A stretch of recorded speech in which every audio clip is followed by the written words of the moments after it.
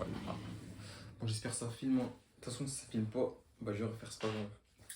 Bon, les gars, aujourd'hui, j'ai envie de parler d'un rappeur et de son album en ce moment, je suis en train de saigner de ouf parce que, premièrement, bah, il sort un album bientôt.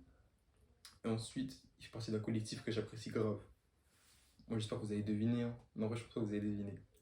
Mais bref, du coup, les gars, aujourd'hui, j'ai envie de vous parler de Osiris Jack, le Tsar Noir, Jack l'Éventreur, Ozzy, enfin, comme vous voulez.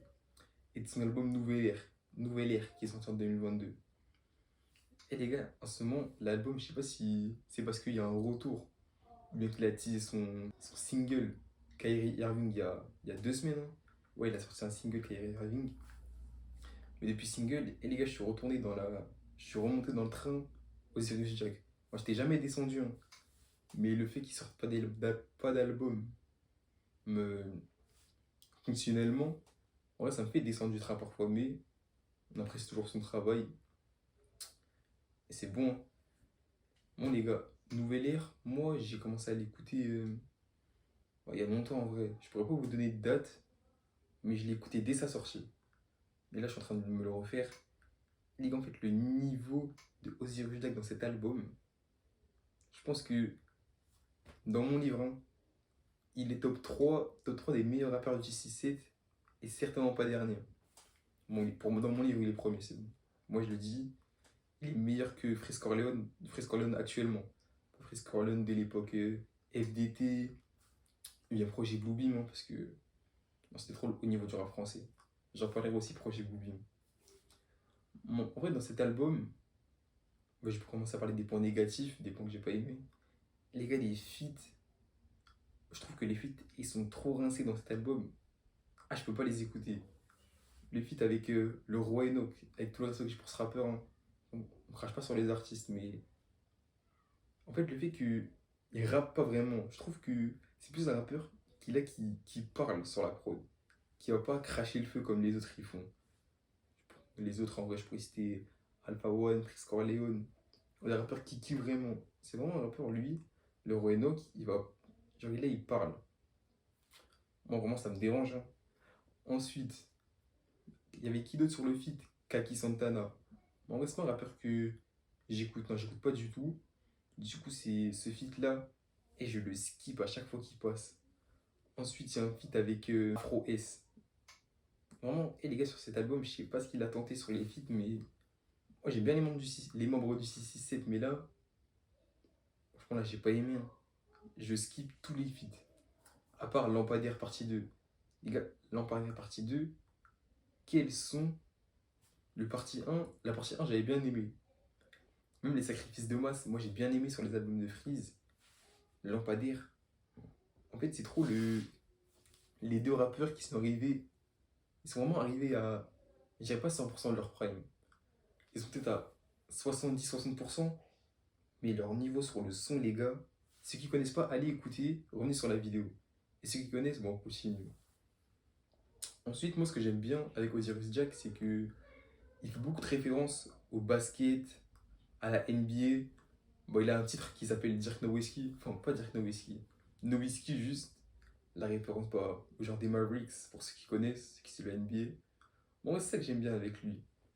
Et qui fait la différence avec Freeze Corleone, où ça va plus être les refs avec le foot, lui. Moi, je suis un détraqué d'NBA, hein, je regarde que ça. Du coup, ça fait le fait que j'aime le rappeur. Je sais pas si vous voyez ce que je veux dire, quand il parle de sujets qu'on apprécie aussi. Et toutes les refs au basketball, franchement, je stream de ouf. Ensuite, bah déjà, c'est un projet où il y a beaucoup. Pas vrai, c'est dans la période, hein, où dans le projet, il y a que de la drill. Non, il y a de la drill, de la trap. Bon, moi, j'aime bien les deux styles de rap, hein, de musique. Ça me dérange pas d'en écouter, mais à un moment, genre à partir du 10e son, 9e son que t'écoutes ça commence un peu à faire mal à la tête. Mais on reste pas sur le projet. Franchement, la majorité des sons, ils sont streamables, hein. Vril 67, Apollo 11, quel titre d'ailleurs, et TEN. Les gars, TEN, le rappeur, franchement, sur ce son, Osiris Jack, il a étalé toute sa palette technique dessus. Il a tué la prod, il a découpé la prod, il a fait du dirty, il a tout fait à la prod, les gars. En vrai, je pense que ce son, c'est facilement son préféré de l'album, hein. Même de sa carrière, même pas de l'album.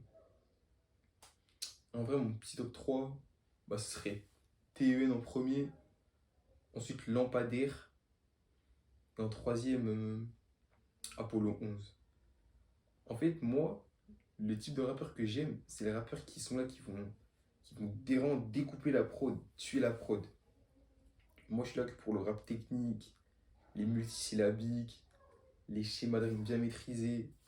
Moi, les gars, vraiment, c'est le style de rap. Je pourrais en écouter, j'en écoute là maintenant, et je pourrais en écouter jusqu'à ce que je meure, en fait. C'est trop doux pour les oreilles. Moi, j'écoute aussi du mainstream, hein, mais le rap technique, bien comme il faut. Non, les gars, moi, je peux tomber pour ça, vous êtes fous. Ensuite, l'album, il est ultra court parce que, il me semble, il n'y a que 11 titres, hein. Non, il y a 13 titres sur l'album. Ça dure quoi, 40 minutes, 40-30 minutes. L'album, il s'écoute hyper facilement. Bon, le point faible, c'est que bah, le rappeur, déjà, Ozzy Jack, c'est un rappeur qui est très fermé.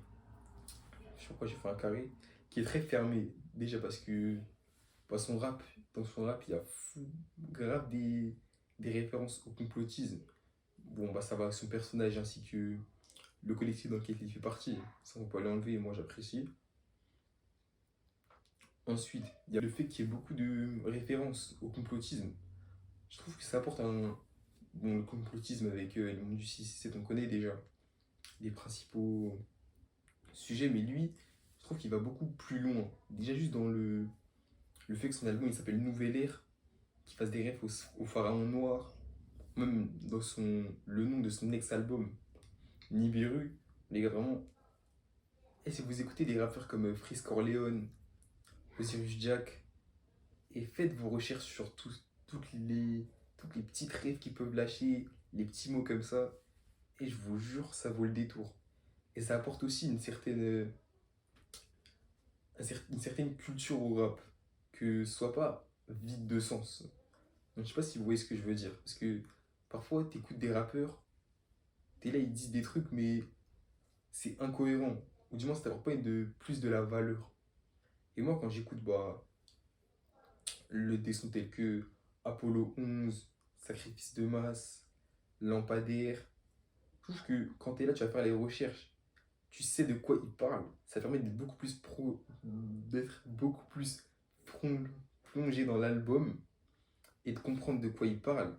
Faire des liens entre les phrases. Ah, tu te dis, ah, il a dit ça pour ça. Je sais pas si vous voyez ce que je veux dire.